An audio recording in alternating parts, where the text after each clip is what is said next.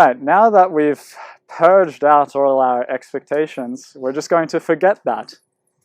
And so as we go through this, I never want to ask you not to bring your own understanding and your own beliefs to the table. But just for the remainder of this session, I just ask that we let those expectations go. This is just to give us an opportunity to take in new information, a new way of looking. So we'll just let those expectations about meditation go. Let's maybe even just let go of this word meditation and this, you know, if you say something long enough, it starts to lose its meaning. Meditation, meditation, meditation. It's just a word, right? And so let's start fresh. Let's pretend we've never heard about this. You know, we're all here at this kind of festival, so in some sense, we're all kind of on this. Many people probably here identify as being on some sort of spiritual journey, doing some sort of practices, and all of that. And so I invite just to be fresh for the next few minutes. All right, I think we're nice and dropped in. So I'll just introduce myself a little bit, and then a little bit about the, then get into the scientific theory. And then I'm going to, after we've gone through the scientific theory, we'll do the practices that are built out of the scientific theory. And we'll have a bit of time for questions, for those who I managed to confuse along the way, and then we'll just close. So my name's Ruben. I'm an assistant professor at Southern Cross University. I did my PhD at the University of Queensland, and then I did a postdoctoral work at the Vrije University of Amsterdam and the University of Amsterdam. And I've been practicing and researching meditation for about 15 years. You know, really devoting myself to it both in terms of the intellectual understanding scientifically and empirically, but also very much from the first-person perspective. Predominantly in the Zen tradition, but I've worked with Vipassana teachers quite intensively, also Advaita Vedanta, self-inquiry, and these kinds of things. So I've been trying as best as possible to balance these two worlds. In some sense, I feel like my calling has been to in a way, embody the this apparent contradiction that exists, which my hope, if anything, for this session is just to give you a taste that actually this contradiction between the East and the West, the subjective and the so-called objective, the first person and the third person, can come together if we just have the right way of looking. And again, I sort of hint at this in a very sort of, it might seem abstract, but actually it's very experiential. The idea that both science and all the meditation traditions and spiritual traditions, shamanism, whatever it is you're into, are all arising and disappearing in the space of this awareness that we're all here inhabiting. So, a bit of theory now. So the background for the theoretical part of this is that we published in one of the leading journals in our field the first unifying theory of meditation from the perspective of what's known as the predictive brain. But this is the dominant model in cognitive neuroscience right now for how the mind-body system works. It's also a system they use to develop artificial intelligence, and it's the first time really in history that the West has a unifying model for how the mind works, in a way that I think competes with old Eastern models and the Buddhist models, which I'm also quite familiar with. So we worked for many years to develop this theoretical framework, and the idea behind it is that using the scientific tools that we have, we take the essence of different practices from the different meditation traditions, and we try to understand how they're working and how they're affecting the brain. And as we were doing this, we found this beautiful synchronicity. And that synchronicity is that the way that the brain constructs experience maps on incredibly well to the way that meditation deconstructs experience. So we find that the stages of meditation that we see in the Buddhist traditions especially, but also other traditions like Advaita Vedanta and Taoism and so on, you see this, this synchronicity between the depth of the meditation and then the depth of construction in the mind. This beautiful sort of contrary approach. So you could say meditation deconstructs what the brain is constantly constructing. The brain is constantly constructing this moment for us. The brain, the body, and this moment is constructing something that, looks to us as the present moment and feels to us as everything that we inhabit in this space. So, first kind of insight that I can point to there then is that we think that we're kind of on this meditation or spiritual journey in time going from, I don't know if I can write upside down, but let's try to see, T1 to T2, right? So we have this like idea that there's a spiritual journey to go on, and then we kind of travel from T1 to T2. And somehow we're going to reach this state and become a Buddha, right? And we're going to all reach enlightenment and be happy forever. But what we recognize when we understand how the brain constructs experience in each moment is that actually it takes a few moments for the brain to construct experience. And there's layers of abstraction to how it does that. And then when you understand this, which I'm going to explain in a moment, actually what the spiritual journey is a journey down into the moment, to the deepening into the now. So you're not going from A to B. There's no place in the future that we reach. Of course, the gurus have been saying this forever, but now we can sort of understand why that is scientifically. There's no A to B, there's just now. And the more we are in the now, it seems like we're moving in time, but actually we're just going deeper into the now. And we're going deeper into the levels of construction in the mind. All right, so let's explain this. So this is kind of the essence of the model. And if you really want the deep science of it, you'll need to go read the papers because we don't have enough time, but there's a lot of empirical work behind this. So the first thing we're going to do is introduce you to 3 levels of yourself. 3 levels that make up each human being. And these developed in evolution, but they also develop in our own development from being a fetus to being a fully fledged adult. And at the top here, this is the most abstract level of our mind. We have what I've just wrote here as NS, which is your narrative self. Okay. This is your stories about who you are. This is really who you are from T1 to T2. This is the idea you have about yourself in time, being on this journey and having had this life with this family, with these passions, these interests. It's all the stories we can tell about ourselves across the past and the future. Yeah, we can all talk about ourselves in some way and tell a story. And we can identify with that, right? And that's our narrative self. But you can also recognize that this is something that develops later in life, right? Baby doesn't have a narrative self. It doesn't even have the linguistic capacities yet. So we need time to develop the narrative self. It's a very abstract capacity of humans that's very impressive, but it's also very late in evolutionary history, right? Like lizards don't have a narrative self, right? They don't have the capacity for language. They don't have the capacity to think far into the past and the future that humans do. And this narrative self is appearing in the moment. And this is also what causes us most of our suffering, is this narrative self, our identification with our story, with the past and with the future, right? Next level down here, and again, so remember this is in time, right? So first, narrative self is the last thing, but next thing is experiencing self or embodied self. That is you as you experience yourself right now, right? So you have the story of you, but to have the story of you, you also have your embodied sense of you.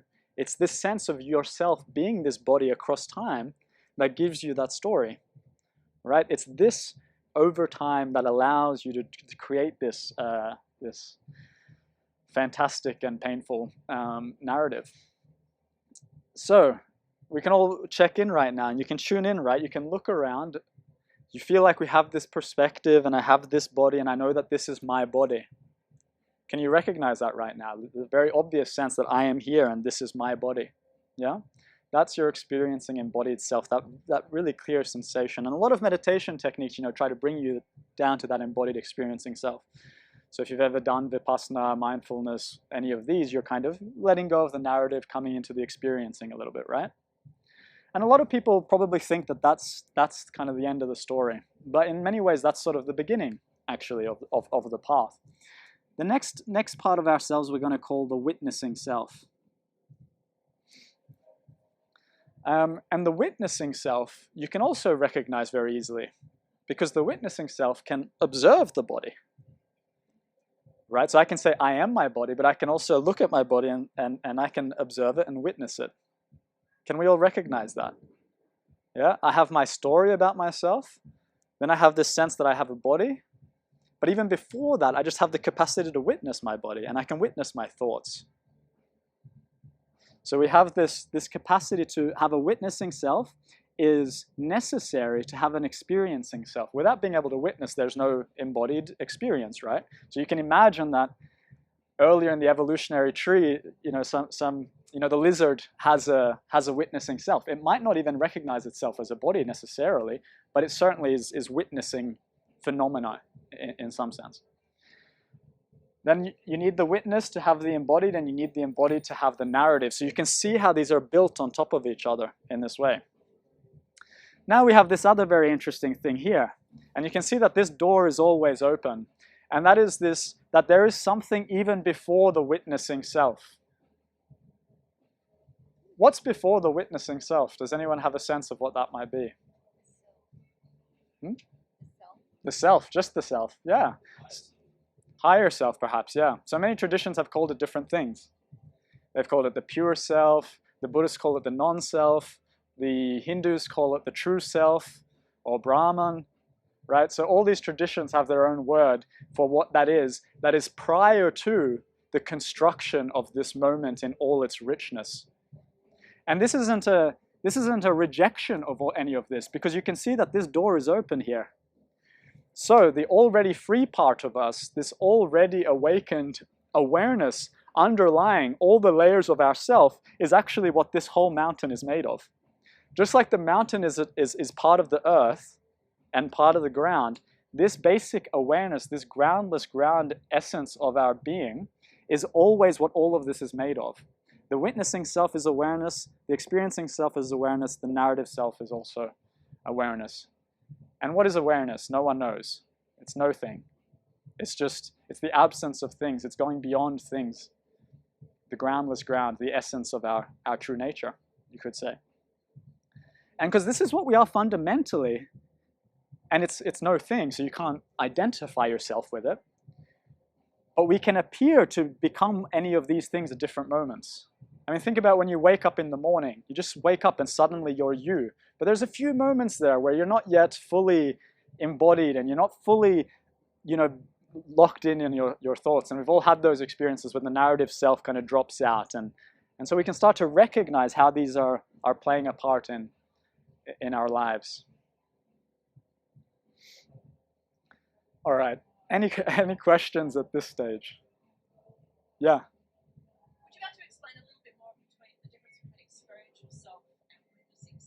Yeah. For me, I think where I'm getting a little stuck is experiencing myself is something that is done whether I'm conscious of myself externally or not. So for me, I would think that maybe that's a little more animalistic than the witnessing of self, which requires me to have consciousness that I have a self. Right. So yeah. Yeah. So this is something that comes much more clear when we go also through the meditation practice, because then we actually start to try to tune into them in a very direct way. And in some sense, recognizing the difference between the witness and the experiencing self is a really important step in the process. But again, you can get a sense of this very simply by recognizing that I have these feelings that constitute my body. Right? There's feelings that constitute my body. But I'm able to witness those feelings. And in fact, I can recognize that this idea of a body is actually just an idea. Because I can also close my eyes and I can lose my body. And so there's somehow this witness that's present in the capacity to observe this moment and this body. That witness is also present when we're dreaming. That witness is also present when we're having any kind of experience, when we're talking to people. But we can be to different degrees identified and associated or assuming the existence of the embodied self, the experiencing self, or the narrative self. And in some way, we can be embodying ourselves in the moment from any one of these to a predominant degree. So if we're highly identified with the narrative self, I mean, of course, all met those people, and we've all often been that person ourselves. I've been that person where I'm identified with my story. Like I'm just locked in and thinking my job is the most important thing in the world, and my career or my, I don't know, being a brother or a son and so on. All these roles that we inhabit, and then we can also be totally identified with the embodied experiencing self. I have to get this body in perfect shape, and I have to do all the yoga, and I have to do all the breathing exercises and the cold immersion. I have to we can be compulsively associated with any of these levels. But the witness is this sort of unconditional observer. Actually, the witnessing self is pure mindfulness. That which is being mindful is the witnessing self. It's not the body that is mindful. The body is observed by that which is mindful, and that is the witness, this witnessing capacity, this ability to witness. But you can also recognize that that ability to witness has a duality built into it. There's a witness and that which is witnessed. You see? So there's still conceptualization. The brain is still working. It's still creating this model of itself as something separate to something else. And so this witnessing still has this basic duality, which is the duality between subject and object, or inside, outside. And there's still identification there. But that which is beyond or before, i.e. just this moment, is actually beyond the witness and beyond the objects of the witness. It's already ever present. It's that base, groundless ground of everything that we experience. And the key here is that there is no real journey that happens because it's all already there. So there's this apparent journey that unfolds down the levels, but it's ultimately it's a dream, right? It's a dream, not a bad dream. It's just a dream.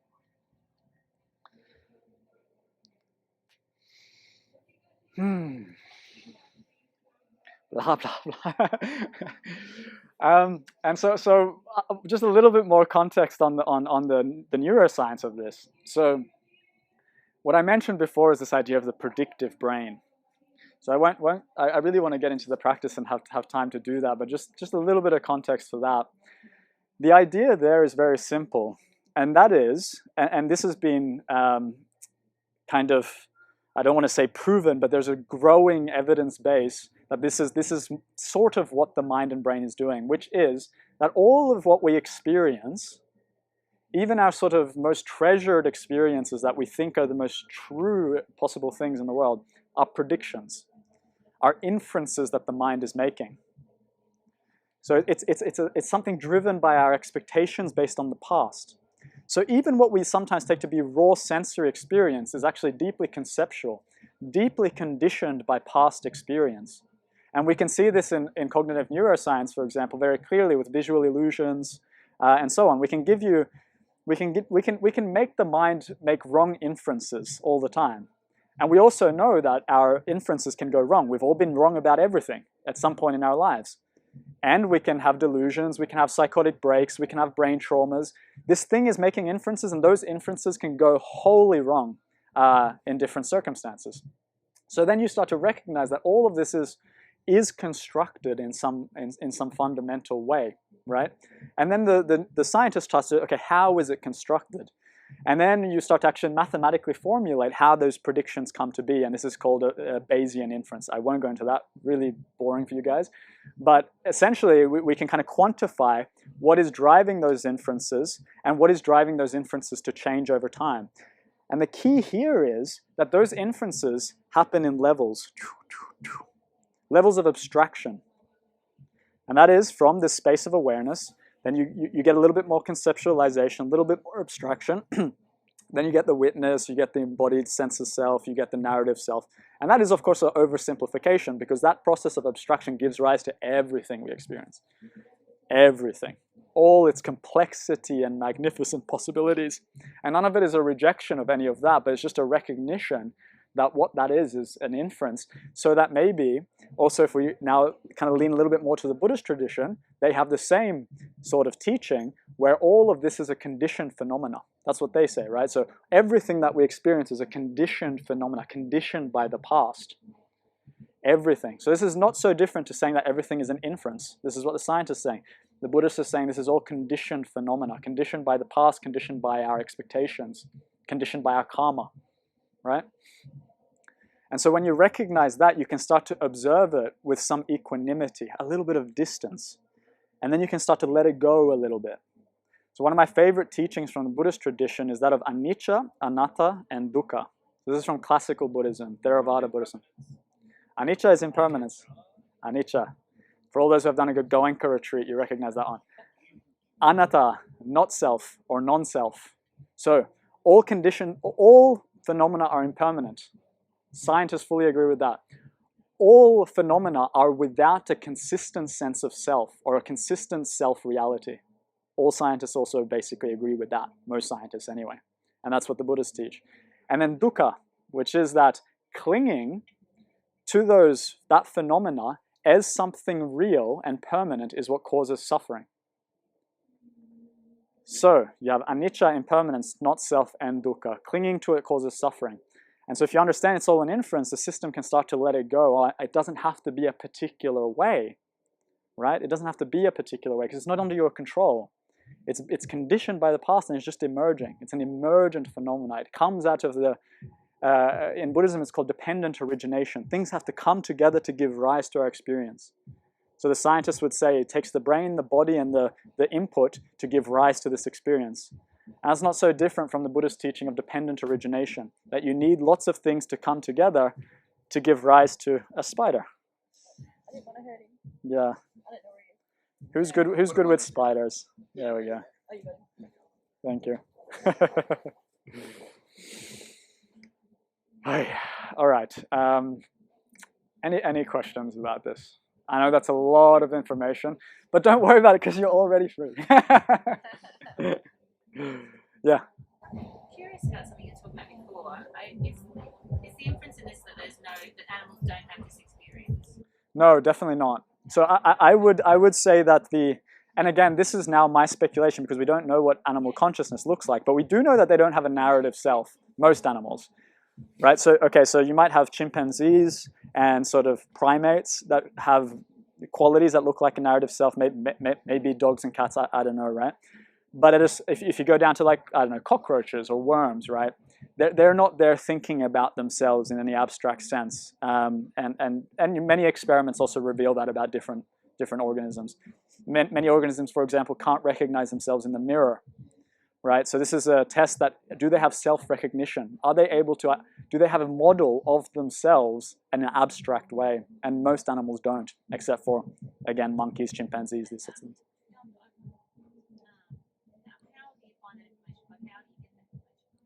Well, you can run experiments with animals. I mean, the mirror self-recognition is one thing. You can also try to teach them language. You can also try to get them to solve problems. So you can start to see to what level of abstraction they're able to go in order to solve complex problems.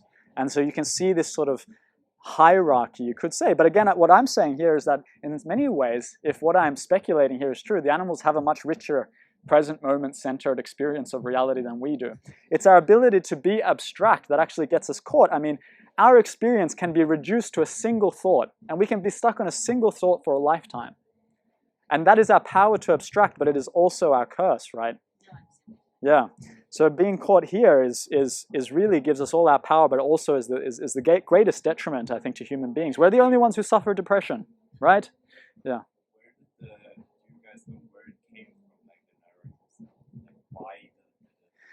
Yeah, look, this is getting into a much longer story, but what you do see, also with machine learning algorithms, with AI and so on, if you have these hierarchies of abstraction, it gets more and more symbolic over time, right? Because if you take like this water bottle, so in its essence, there is no water bottle because I need a concept to know what a water bottle is and to know how to grasp it and work with it, right?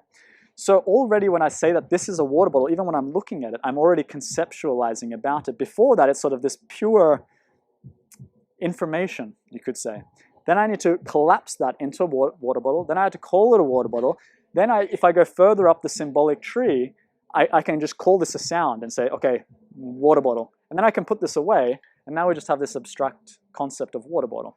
So what you actually find is that if you keep on doing this abstract process, language is kind of a natural emergent phenomena out of simple process of conceptualization and abstraction. Yeah, yeah. Yeah, that's part of it. And it starts with judgment, it starts with categorization. Those don't necessarily need language, but then as you do that more specifically, yeah. But awesome. Let's do some practice and see if we can journey through this, right? Because what's key about this is that the meditation styles that we categorize from all of these traditions can be placed at different stages of this journey, okay?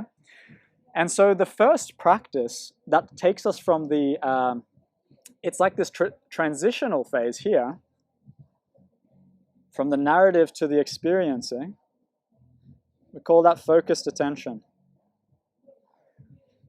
I mean, this is what everyone's familiar with, right? You take the focus from your thoughts and you put it on something in the present moment. You put it on your experiencing self, right? This is what we all learn when we do some mindfulness practice. Right, so that starts to bring us down from the narrative to the experiencing self. Now, to get to the witnessing, we do what, let's call it, we call it open monitoring, but it's easier to understand if we call it open awareness. FAOA. So open awareness, now we let go of this controlled focus on something, because we've now slowed down the narrative mind a little bit, we've let it go, and we just open up the mind. We just open up to anything that's happening in the moment. And so by doing that, we're allowing ourselves to sink into the witness, to sink into this capacity just to observe. So we're going from the narrative, we're focusing in, then we're opening, non-judging, just letting everything be just as it is, and just observing without any control at all. And this lets us come into this witness, this capacity to unconditionally, equanimously, openly, just witness the moment. Yeah? Then, from the witnessing self to discovering our liberated nature, we have what's called non-dual meditations. And these are, of course, also really well known in the Buddhist traditions, especially later Buddhism. So, for example, in Tibetan Buddhism, you have Dzogchen practices. And then also in the Zen tradition, you have Shikantaza practices. These are all non-dual practices. And also, of course, in Advaita Vedanta, you have self-inquiry, which is a very non-dual tradition. So here, you're allowing yourself to actually drop the whole thing. And it's not something you can do, but it's something you can allow to happen. And what you can do through, for example, self-inquiry, or this just sitting, Shikantaza means just sitting, recognizing or the way that the Tibetan Buddhists sometimes frame it is just recognizing the awareness that's already present. What is already here? What is completely effortless? What requires no doing whatsoever? What is before the meditator? What is before this whole thing even happened? This whole drama that we call life. So these are the non-dual practices. When there's so many types of meditations, as you mentioned, when you're using mantras, where would that fit in that space? Look, technically, and what we're going to use as the object of our meditation to take this journey is the breath. But ultimately, you could use the mantra to actually go all the way. Technically, the scientists would categorize that as a focused attention meditation, but we know, of course, that if you do the mantra enough, you can keep the mantra going, and then you can release the mantra, you can go deeper and deeper, and this can also go all the way, you know what I mean? It doesn't actually matter, yeah. Any other questions about that? And so before we go into the actual practice, let's again remember that all of this is already emerging just as awareness itself. We're going to take this journey, but really that journey is just awareness playing as awareness. Awareness playing as this meditator, taking this journey through the narrative self to the experiencing self to the witnessing self and beyond, right? So we're already that which we're seeking, yeah? But first we're going to do a focused attention. And with that, we're simply going to do a controlled breath. So I learned this from a Zen master, Shodo Harada Roshi. He's called the teacher of teachers, a Zen master in Japan. And what we're just going to do there is breathing through the nose, but we're taking full breaths. And we're paying attention to the whole process, to the bottom, and the whole process back out. But we can also make a little bit of noise. It's not so different to yogic breathing, but it basically looks like this.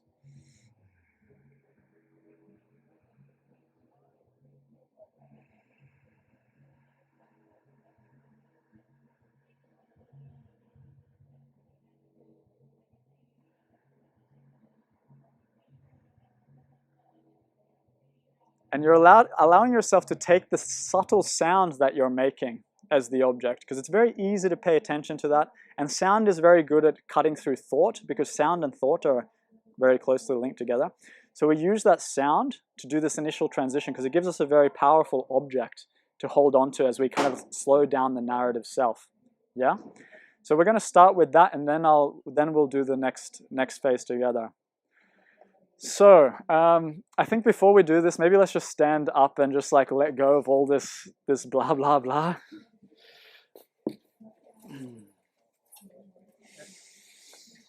Just shake it out, do whatever you need to do.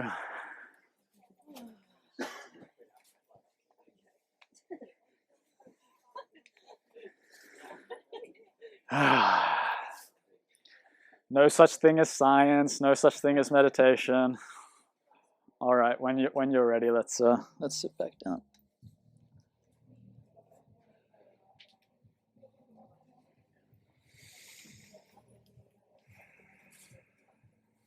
And then we can all go dance to that really good music. All right, so we're going to start with this focused attention practice again. Just breathing through the nose, paying attention to that sound and staying with the sound all the way through. And that control, which we're going to let go eventually, is going to allow you to stay with the breath. So full breaths in and out. So taking that first breath and then just continuing that.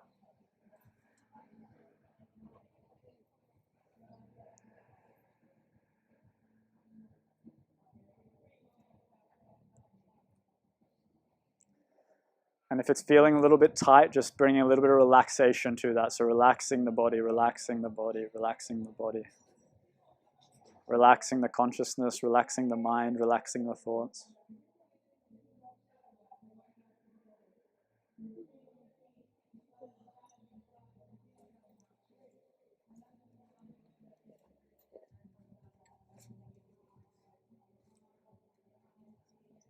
And just staying with that practice. I'm going to ring the bell once, and then I'm going to ring it again when we're finished with this first practice, okay? Just staying with that breath.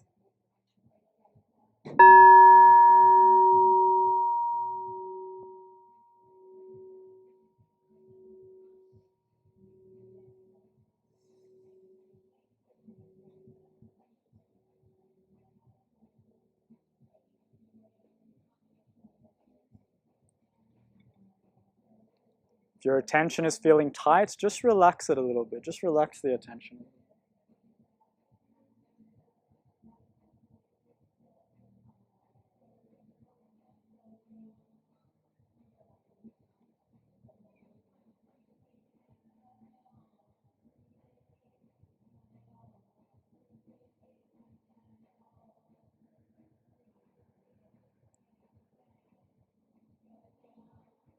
Full breaths, full breaths.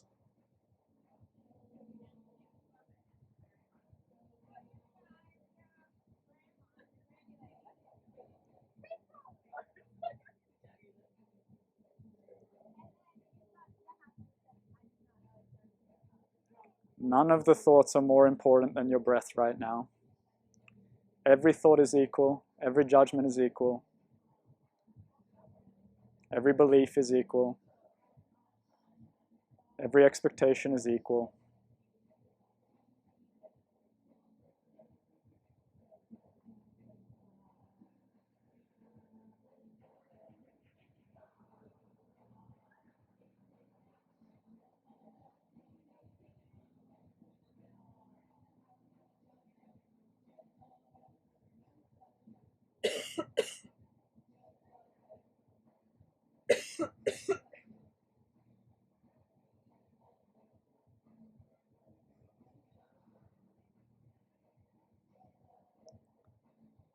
Staying with the breath, relaxing, relaxing.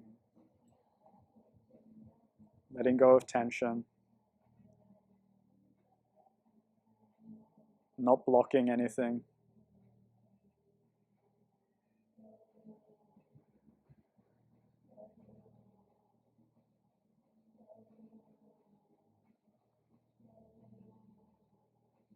Empty, empty, empty.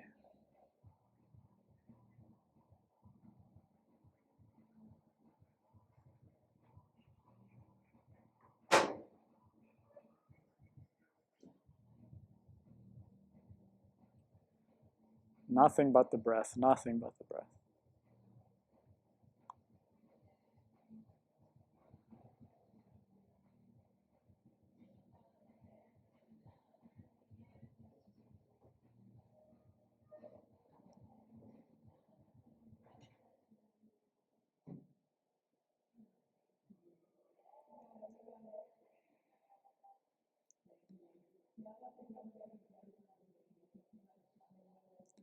Thoughts are just thoughts. Thoughts are just thoughts. Just wisps in the wind, clouds. Empty, empty, empty.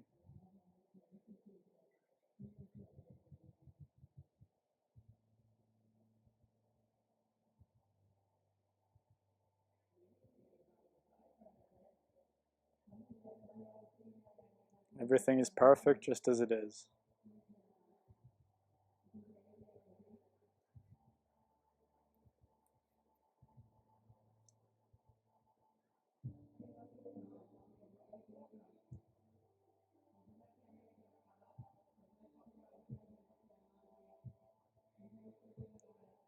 Enjoying the breath.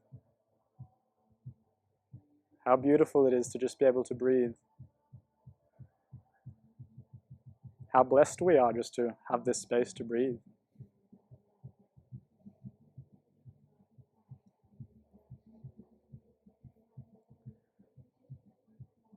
How blessed we are to know that we don't just have to think all the time. No story, no person.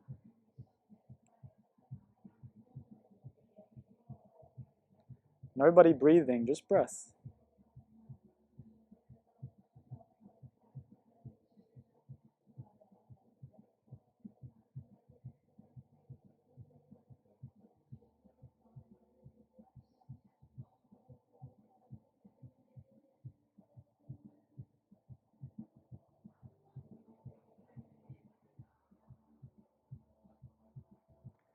For this last minute, just doing your best to stay with those full breaths and relaxing a level deeper now.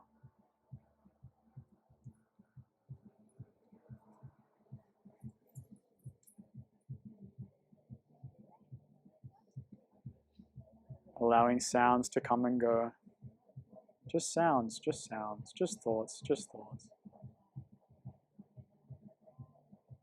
Right now you're loving your breath. It's the most important thing you've ever discovered.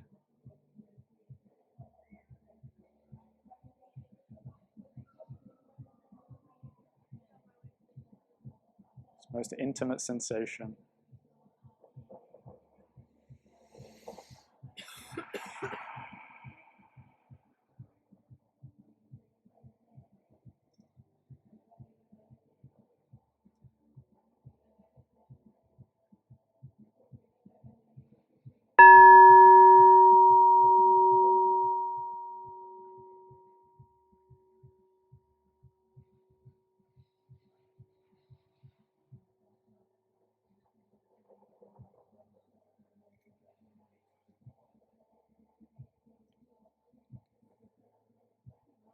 Okay, just returning back into the room and just letting go of that practice. It appeared in awareness, and now we're going to let it disappear out of awareness. And we're going to move straight into the next practice. So in this next 5-10 minutes, we don't have that much time, but we've got plenty of time. We've got all the time we need. We're just going to open. No control, not doing anything. Instead of now attending to the breath, we're just going to be aware of the spontaneous movements of the breath. So we can call this the spontaneous breath or the beautiful breath. Because now we're letting go of that experiencing self that wants to grasp at things and control things, and we're just letting go. We're taking our whole being and we're just doing this. And just being open. Just going to relax into that breath and just keep this openness there as we just allow the breath to emerge, and we allow ourselves to be surprised by the movement of the breath. We allow ourselves to witness the transitions of the breath Again, like it's the most interesting thing you've ever encountered. But you're keeping this spacious, open awareness, and that breath is just one of the phenomena that's emerging, arising, and falling. And everything else is welcome here as well. The sounds are welcome here, the space is welcome here, and we're all inhabiting this space together. So, just paying attention to that spontaneous breath, the beautiful breath, relaxing deeper, relaxing into that deep openness, relaxing your shoulders if there's tension there. Relaxing the lower back.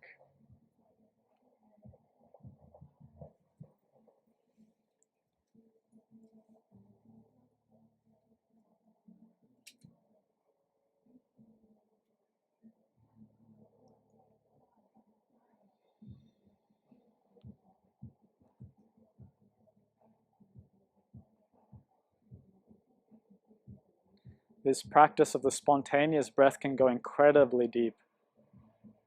And it can become such a pleasure, such a pleasure. And it builds equanimity. It trains the mind not to control. Because we always want to control our breath when we pay attention to it. But by letting it spontaneously move, we train ourselves to be witnesses, to be unconditional observers. So that when we meet life, we meet it as a witness. Not as someone who wants to manipulate life, but someone who is undergoing this journey. As an unconditional witness of everything that emerges.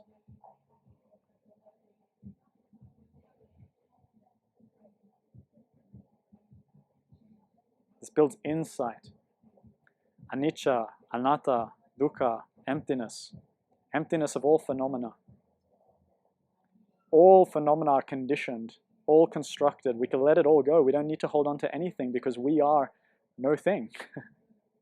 We can't hold on to it anyway.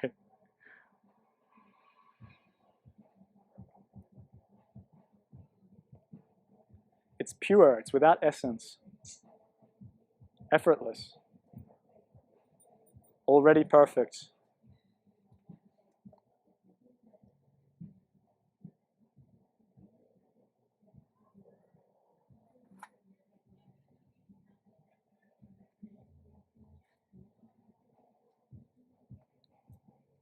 Do you sense any effort, any trying, any control, any tension? Just letting that go.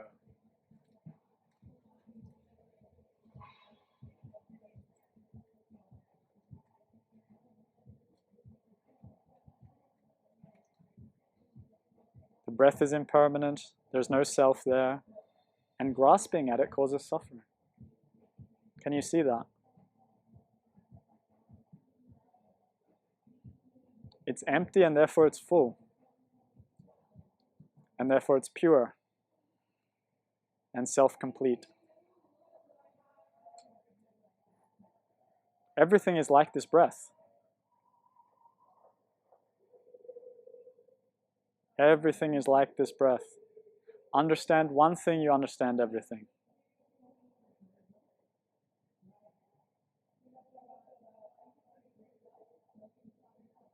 Just phenomena, just phenomena.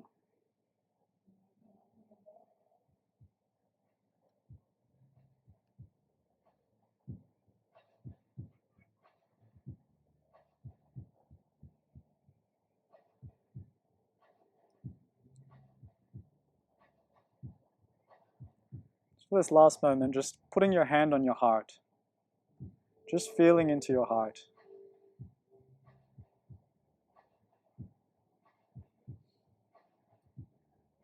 And just feeling the beauty of that breath moving in and out so effortlessly.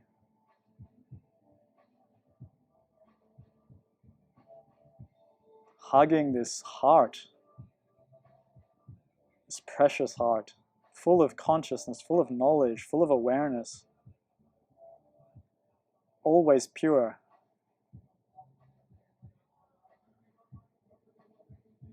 Nothing in life can affect that.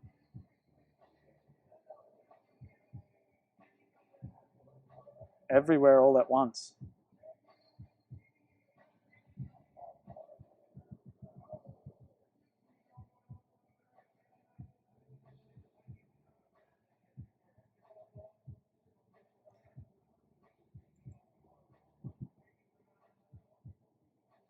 It's amazing to realize that the best thing you can discover in this life is already there.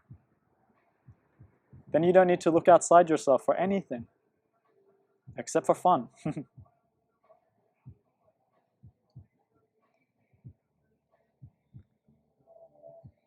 And from here, we're going to naturally transition to the next phase of meditation. So just staying there in your heart.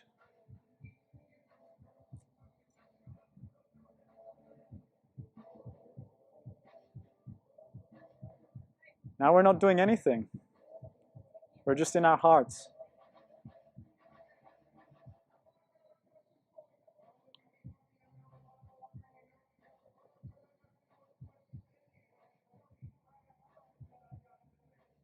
And maybe we're not in our hearts, maybe we are our hearts.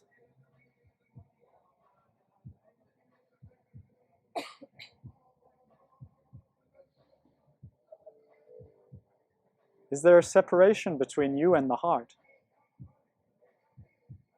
Is there two there?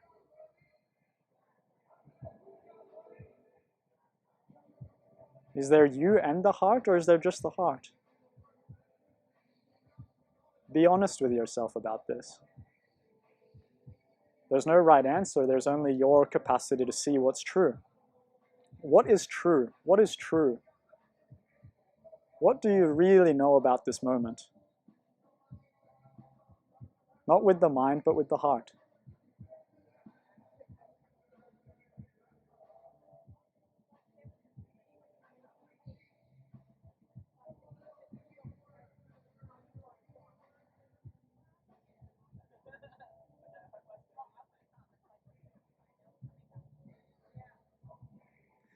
Now letting go of the idea of the body, just resting deep into this heart that is already who you are, that is beyond all the phenomena, that can't be grasped, already perfect. Letting go of the body, letting go of the stories, letting go of this space that we imagine we're in, letting go of this tent, no tent. Just the walls disappear, the ground disappears,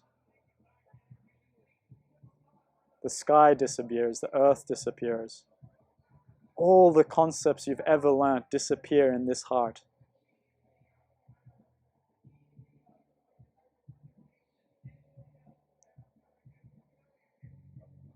Letting go of everything you've ever learned. Who are you if you let go of everything you've learned? Who are you when you don't use words? Who are you when you don't use your attention? You observe your attention as well. Who's witnessing this?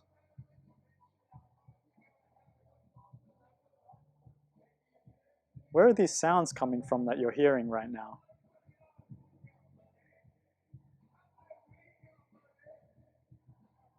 Is there two people in this space?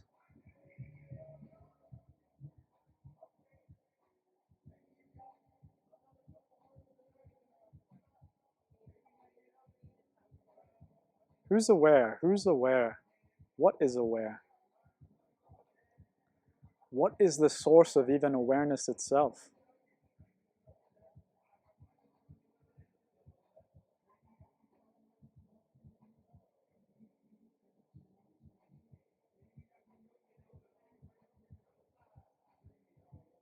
Thoughts are just thoughts.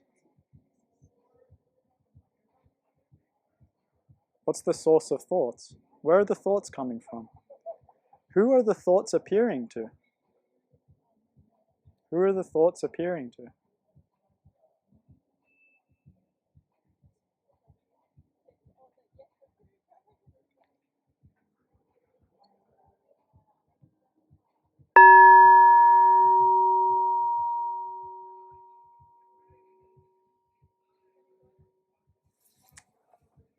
Well, so now you know how to do it all. And you can take these practices with you as you want. You know, sometimes in life it just helps to focus. Sometimes in life it helps to open. And sometimes we get these windows of opportunity where we're present enough and clear enough that we can look into where it's all coming from. We can inquire into the nature of this reality in a really deep and powerful way. And it's up to you to develop this wisdom, to know what is appropriate when, and to have the kind of self-compassion and awareness to know which moment is calling for what kind of practice. Yeah. I think they're getting impatient with the next workshop. So we'll just do a few more questions if anyone has any. And then I will just, yeah, thank you so much for being here and attempting this, you know. I could feel you, you know, going for it. And yeah, that makes me really, really happy. Yeah. Thanks for a great talk. Yeah. Yes, thank you. Thank you. Yeah. Yeah, and I also really want to say that all of these, the scientific ideas, you know, they're not just mine, they're developed with a whole group of people, whole group of scientists, and also, of course, you know, all the credit also to the meditation styles and practices also is to my teachers and their teachers and to all of these traditions and all of these wise people who created them. So it's nothing to do with me, really. Yeah.